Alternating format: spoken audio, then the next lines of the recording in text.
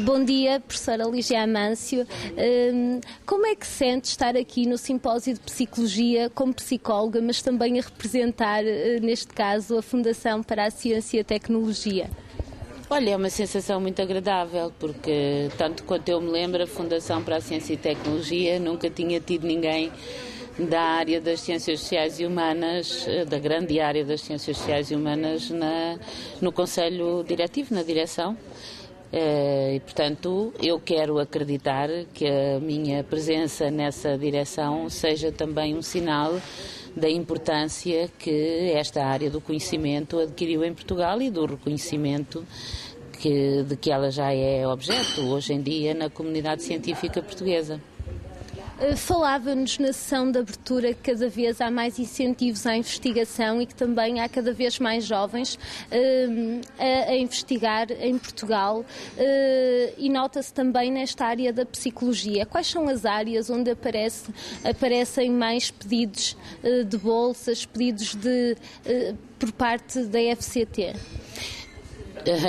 Todas as áreas têm pedidos de bolsas muito elevados. Cada concurso de bolsas tem 8.000 candidaturas, 6.000 e tal, 7.000, anda sempre por estes valores. A psicologia é uma área que tem uma comunidade de jovens em formação muito grande.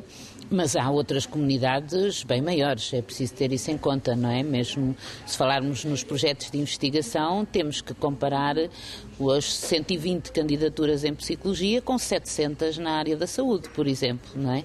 Portanto, temos que ter esta noção de que há, enquanto, tal como foi dito na conferência, a psicologia tem uma tradição enquanto disciplina de formação e de investigação muito recente em Portugal. De facto começa depois do 25 de Abril, não é? Enquanto que há outras disciplinas em Portugal que têm gerações e gerações de investigadores e que, portanto, tiveram outras condições e têm comunidades com uma dimensão completamente diferente, como é a biologia, como é a matemática, a física, a química. Portanto, essas são áreas de facto muito grandes, mas que têm, e isso é que é interessante, que é transversal a todas as disciplinas, independentemente da sua história de desenvolvimento no país, têm em comum, nos últimos anos, um forte rejuvenescimento, tanto por via da procura dos cursos, porque a comunidade estudantil continua a ser muito grande e sente-se ainda hoje uma procura de ensino superior em Portugal grande, em todas as áreas, mas também há um rejuvenescimento ao nível da própria comunidade de investigadores. Nessas disciplinas mais antigas em Portugal, neste momento há gerações muito diferentes, há a geração nova, há a geração antiga.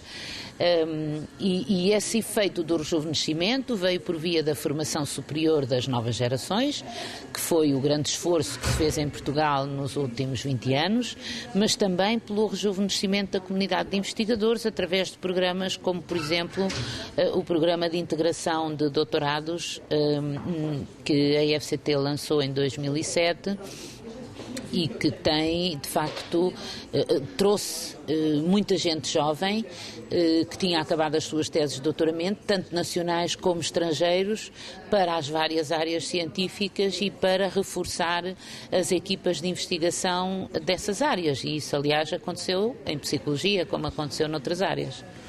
Falou-nos desse incentivo concreto aos jovens investigadores. Acha que existem apoios suficientes para fazer investigação em Portugal?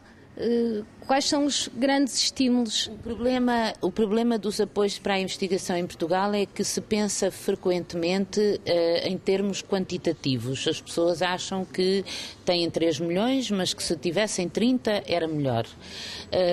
Há outra maneira de pensar relativamente a este aspecto, que é, será que os 3 milhões que têm estão a ser bem utilizados, estão a ser devidamente rentabilizados ou estão a ser de tal maneira dispersos em esforço e fratura de equipas e de instituições que se traduzem depois em pouca eficiência. O problema não é apenas no número, no volume de dinheiro. O problema tem que ver também com a forma como as comunidades estão organizadas. E há comunidades neste momento que estão muito bem organizadas.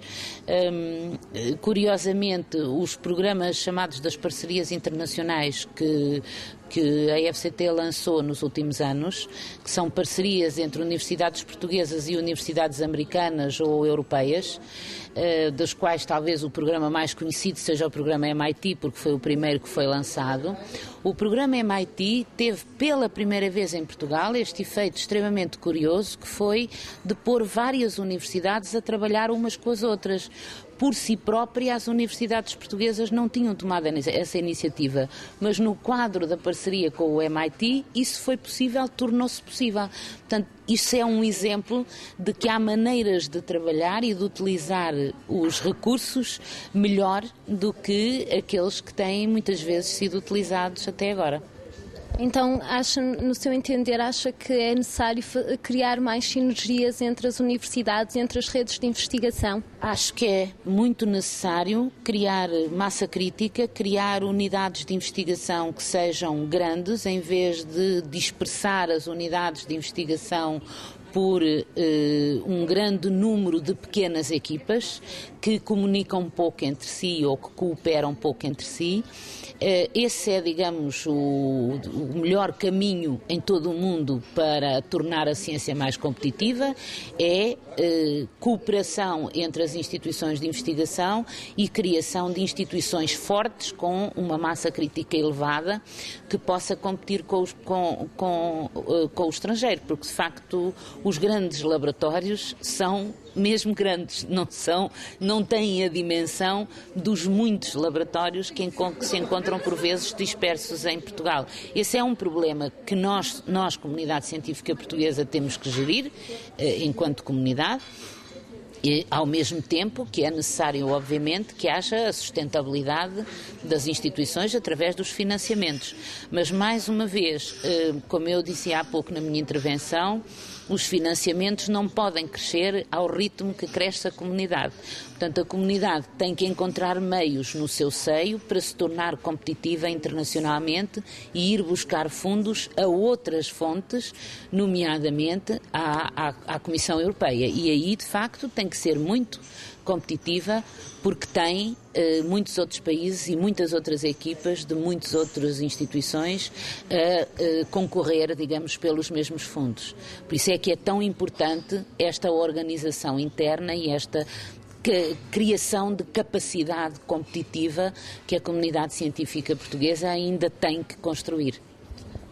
A propósito deste simpósio e sabendo do trabalho que tem feito ao longo dos anos na área dos estudos de género e da psicologia feminista, como é que vê a proliferação destas áreas temáticas e neste caso da 7ª edição do Simpósio Nacional de Investigação em Psicologia? É a primeira vez que existem, por exemplo, 2 sessões sobre estudos LGBT, também vemos uma enorme diversidade de mesas sobre estudos de género e psicologia feminista. É um sinal interessante porque, de facto, indicador de uma mudança e de uma modernização da própria área do conhecimento, que se manteve ligado a temas muito tradicionais e conservadores durante muito tempo e que hoje conseguiu, certamente, eu queria interpretar a proliferação de sessões sobre questões de género e feministas neste Congresso, gostaria de interpretar como um sinal de abertura, diversidade e, portanto, e consequentemente maior liberdade de pensamento, que é isso que está sempre ligado à capacidade de diversidade, não é? Só para finalizar, se quiser deixar uma palavra a todos os investigadores que estão presentes neste simpósio. Eu gostaria que eles representassem uma geração de que continuasse a afirmar a psicologia neste país, porque acho que ainda há muito trabalho a fazer, porque nós temos muito a recuperar e, portanto, quando temos muito a recuperar, temos sempre que trabalhar um bocadinho mais do que os outros, e é isso que eu desejo à nova geração, que apesar de tudo tem muito melhores condições para trabalhar e que desenvolva os seus talentos e que trabalhe para a excelência, trabalhe mesmo para a excelência e seja capaz de competir pela excelência a nível nacional e internacional. Muito obrigada.